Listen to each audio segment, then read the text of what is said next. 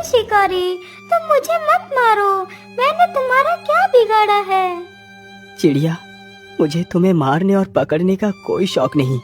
ये सब कुछ मैं अपने पापी पेट के लिए करता हूँ। यदि मैं ये कार्य नहीं करूँगा तो खाऊंगा क्या? शिकारी की यह बात सुन चिड़िया उसकी मजबूरी को समझ जाती है। हे शिकारी, तुम मुझे मत बेचो, तुम मेरा इलाज कर अपने साथ रखो, मैं तुम्हारी किस्मत को बदल दूंगी। ठीक है चिड़िया, मैं तुम्हें नहीं बेचूंगा, लेकिन क्या सच में तुम मेरी किस्मत को बदल सकती हो? हाँ हाँ शिकारी, मैं एकदम उचित कह रही हूँ, मेरी बात का विश्वास करो। ठीक है चिड़िया, तो फिर चलो मेरे साथ मेरे घर। फिर शिकारी उस चिड़िया को भी अपने साथ लेकर चला जाता है।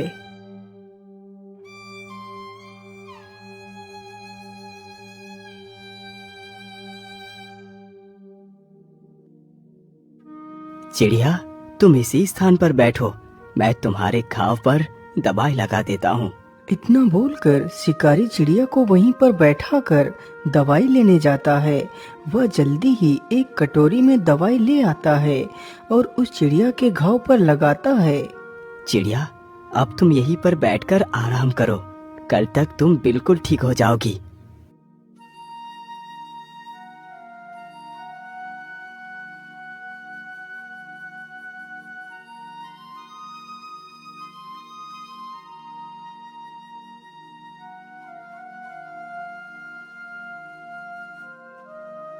अरे वाह चिड़िया, तुम तो एकदम ठीक हो गई।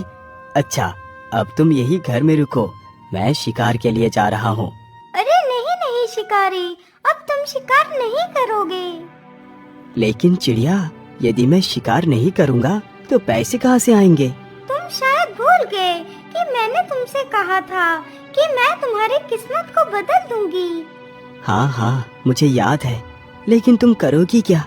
शिकारी, तुम जाओ और बाजार से ऊन खरीद कर ले आओ। लेकिन चिड़िया, मेरे पास तो 1 रुपया है, इससे कितनी ऊन मिलेगी? अरे 1 रुपए में जितने भी ऊन मिले तुम बस ले आओ। अच्छा ठीक है चिड़िया, मैं ऊन लेने के लिए जा रहा हूँ। इतना बोलकर शिकारी वहाँ से चला जाता है। कुछ समय गुजरने के बाद वह ऊन के 4 गोले लेकर आ जाता है। चिड़िया ये लो, मैं ऊन ले आया हूँ। ठीक है, तुम इस ऊन को यहीं पर रख दो, मैं रात को इस ऊन का उपयोग करूँगी।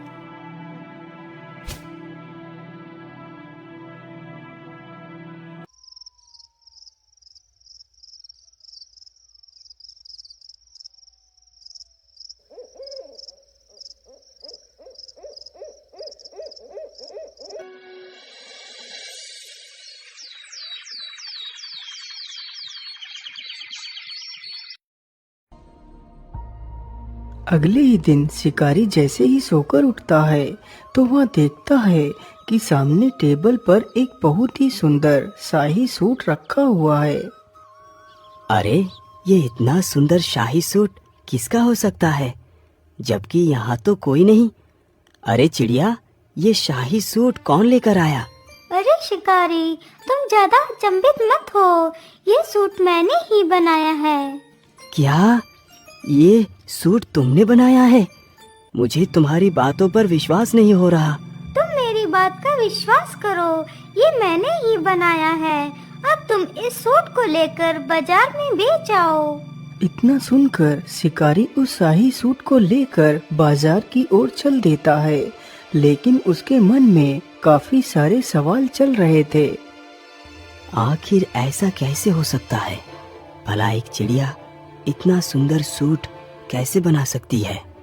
मुझे तो लगता है ये कोई साधारण चिड़िया नहीं हो सकती। इसका पता तो मुझे लगाना ही होगा। ये सारी बातें सोचते सोचते शिकारी बाजार को पहुंच जाता है और एक स्थान पर उस शाही सूट को अपने कंधों पर डालकर खड़ा हो जाता है। सूट ले लो, सूट ले लो, शाही सूट ले लो। ऐसा शाही सूट आपने कभी नहीं देखा होगा। शिकारी की यह बात सुन उसके पास काफी सारे लोग इकट्ठे हो जाते हैं। अरे वाह, वाकई ये सूट तो कितना सुंदर है। मैंने आज तक इतना सुंदर सूट नहीं देखा। अरे भाई, इस सूट की क्या कीमत मांग रहे हो? अरे भाई, ये सूट 20 मोहरों का है। अरे भैया, मैं 20 मोहरे तो नहीं दे पाऊंगा, लेकिन हाँ, इसके लिए मैं 5 मोहरे अवश्य दे सकता हूँ। तभी वहाँ पर राजा का मंत्री आ जाता है। अरे वाह, यह शाही सूट तो कितना आकर्षक है। मैंने आज तक ऐसा शाही सूट नहीं देखा। यदि मैं ये सूट राजा को दूंगा तो राजा बहुत प्रसन्न होंगे। अरे भाई, तुम इस सूट की क्या कीमत मांग रहे हो? भैया, इस सूट की कीमत मैंने 20 मोहरे रखी है। ठीक है, ये लो 20 मोहरे और ये सूट मुझे दे दो। शिकारी जल्दी ही उन 20 मोहरों को लेकर उस शाही सूट को उसे दे देता है। अरे वाह, एक सूट तो 20 मोहरे का बिका। 20 मोहरे तो कमाने में मुझे वर्षों लग जाते। मैं ऐसा करता हूँ, फिर से ऊन खरीद कर ले चलता हूँ। आज तो मैं पता लगा कर ही रहूंगा इस चिड़िया का सच क्या है। अरे चिड़िया, तुमने तो कमाल ही कर दिया। तुम्हारे द्वारा बनाया गया सूट 20 मोहरों में बिका है। मैं और भी ऊन खरीद कर लाया हूँ।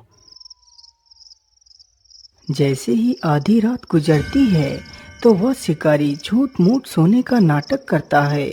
उधर वह कबूतरी भी शिकारी के सोने की प्रतीक्षा कर रही थी। मुझे लगता है शिकारी अब सो चुका है। चलो अब मैं अपने वास्तविक रूप में आ जाती हूँ। इतना बोलकर कबूतरी एक सुंदर राजकुमारी का वेश धारण कर लेती है और चुपचाप उस ऊन के वस्त्र बनाने लगती है। यह सारा दृश्य सत्या चुपचाप फटी आंखों से देख रहा था।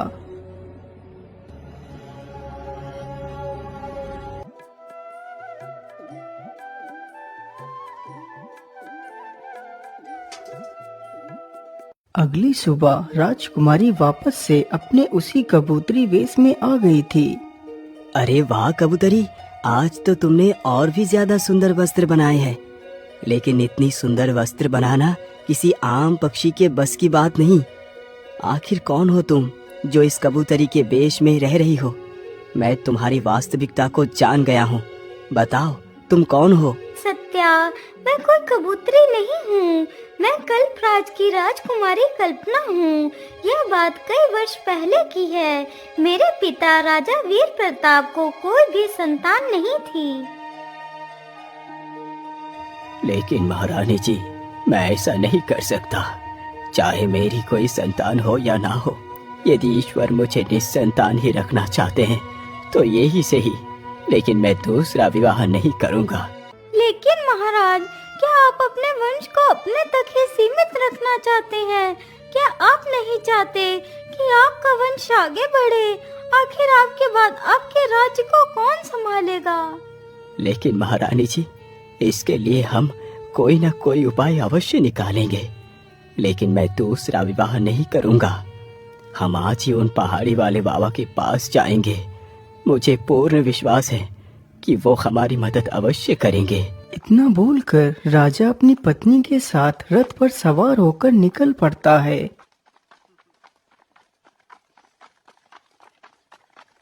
वह चलते चलते जल्दी ही उस बाबा के आश्रम में पहुंच जाता है।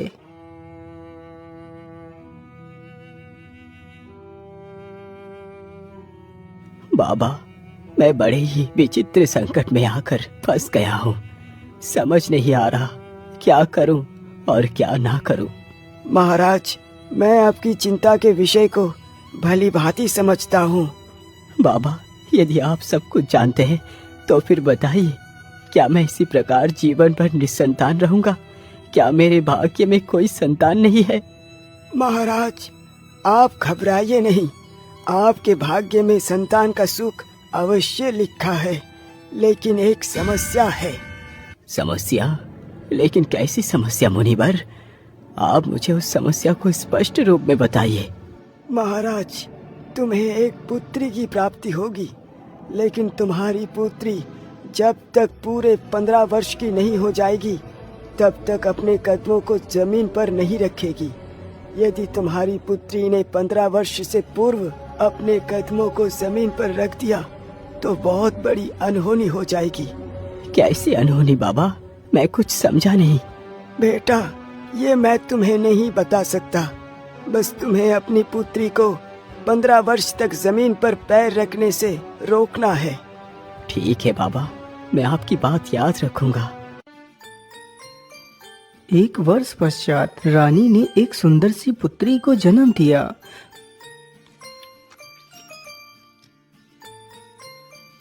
मंत्री जी, जाओ और पूरे राज्य में धन दौलत बांटो। आज मेरे लिए सबसे बड़ा खुशी का दिन है। धीरे धीरे काफी वर्ष गुजर गए।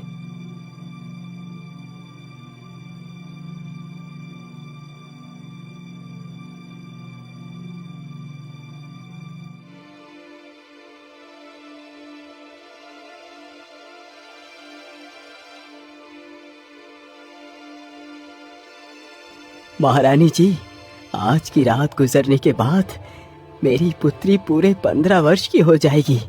आज की रात जरा ध्यान से बिताना महारानी। हाँ महाराज, आज का ही दिन हमारे लिए शेष बचा है। इसके बाद हमारी पुत्री जमीन पर उतर पाएगी। आधी रात जैसे ही गुजरती है तो महारानी की भी आंख लग जाती है। तभी राजकुमारी को कुछ बुरे बुरे सपने दिखाई देते हैं। वह बिस्तर पर पड़े पड़े भयभीत हो जाती है और पलंग से नीचे गिर पड़ती है। हे भगवान, ये क्या हो गया? मैं जमीन पर कैसे गिर पड़ी? माँ, जल्दी उठो, देखो मैं पता नहीं कैसे जमीन पर गिर पड़ी।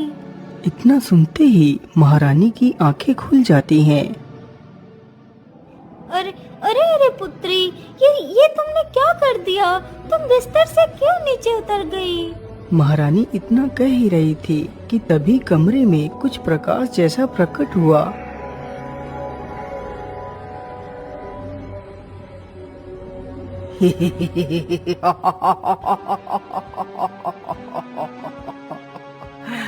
महारानी जी, मैं भूखा हूँ, मुझे मांस खिलाओ, नहीं तो मैं तुम्हारी बेटी को खा जाऊंगा। नहीं राक्षस, तुम ऐसा नहीं कर सकते।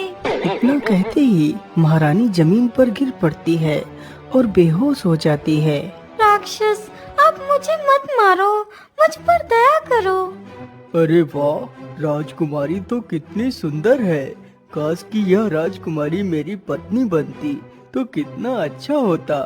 ठीक है, मैं तुम्हें नहीं मारूंगा, लेकिन तुम्हें मेरे साथ विवाह करना होगा। चलो मेरे साथ। इतना बोलकर राक्षस राजकुमारी का हाथ पकड़कर वहाँ से गायब हो जाता है और उसे अपनी गुफा में ले जाता है। राजकुमारी, यही मेरा घर है।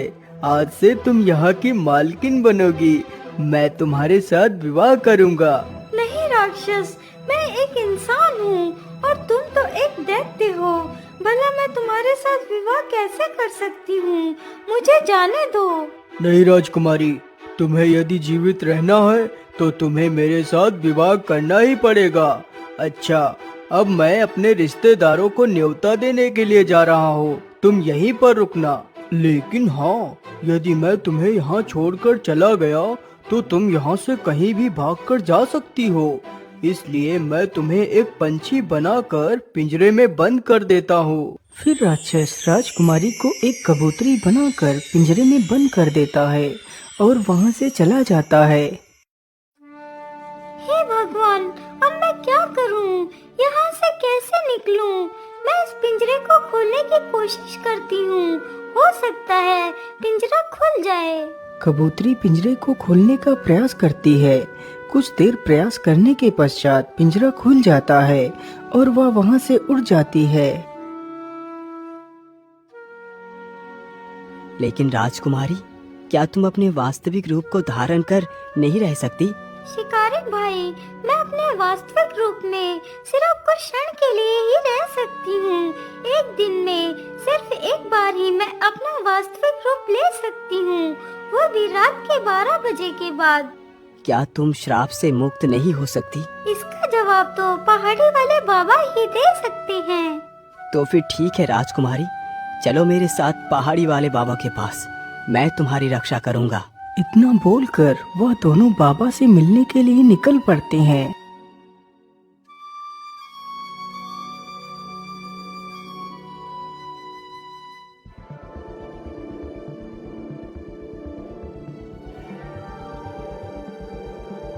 बाबा, हमारी सहायता कीजिए, हम बहुत ही दुविधा में पड़ गए हैं। बोलो बेटा, क्या बात है?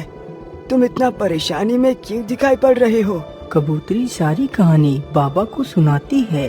पुत्री, तुम घबराओ मत, सब कुछ ठीक हो जाएगा। जो मैं कहता हूँ उसे ध्यान से सुनो। हाँ हाँ, बोलिए बाबा, आप क्या कहना चाहते हैं? मैं राजकुमारी की सहायता करूंगा।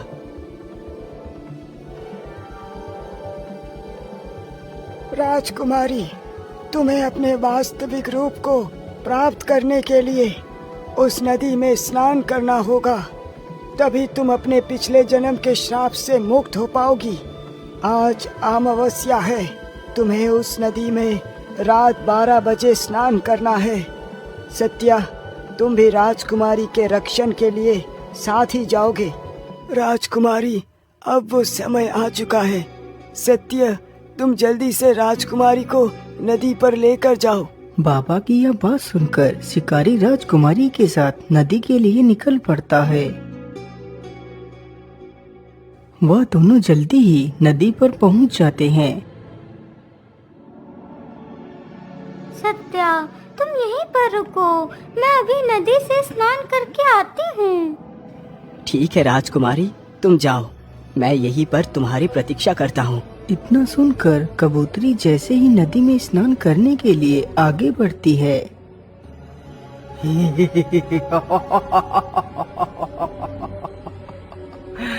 नहीं राजकुमारी, नहीं, इतनी जल्दी नहीं, मैं तुम्हें मुक्त नहीं होने दूंगा। अरे ये क्या? मुझे लगता है ये वही राक्षस है। आज मैं इसे जिंदा नहीं छोड़ूंगा। शिकारी तुरंत ही मसाल लेकर उसकी तरफ बढ़ता है। अरे बाप रे बाप, इतनी जोर से किसने मारा मुझे? किसकी मौत खींच कर यहाँ ले आई है? अरे दुष्ट राक्षस, मैंने ही तुझे मारा है। हिम्मत है तो मुझे मार के दिखा। अच्छा, ऐसी बात है तो पहले तू ही मरने के लिए तैयार हो जा। इतना कहकर राक्षस शिकारी को ही पकड़ लेता है। छोड़ दुष्ट राक्षस, आज मैं तुझे जिंदा नहीं छोड़ूंगा। तभी कबूतरी चुपके से नदी में डुबकी लगा जाती है।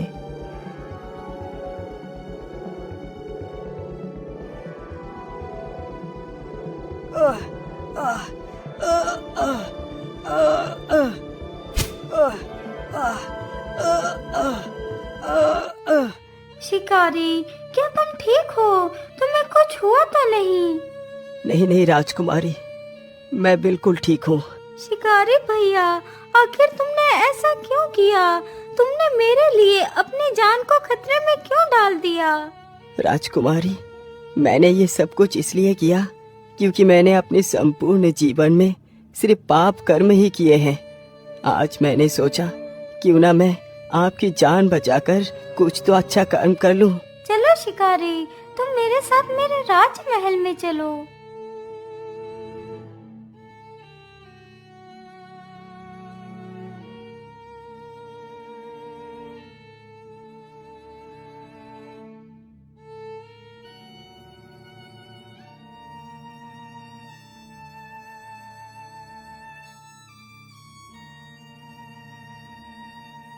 सत्या, आज तुमने मेरी पुत्री की जान बचाकर मुझ पर बहुत बड़ा उपकार किया है। मैं तुम्हारा ये उपकार कभी नहीं चुका पाऊंगा। मंत्री जी, सत्या को एक बैलगाड़ी भरकर सोना, चांदी, हीरे, जवाहरात दे दी जाए। राजा के इस आदेश पर शिकारी को एक बैलगाड़ी भरकर सोना, चांदी, हीरे, जवाहरात देकर सम्मान पूर्वक विदा कर दिया जाता है।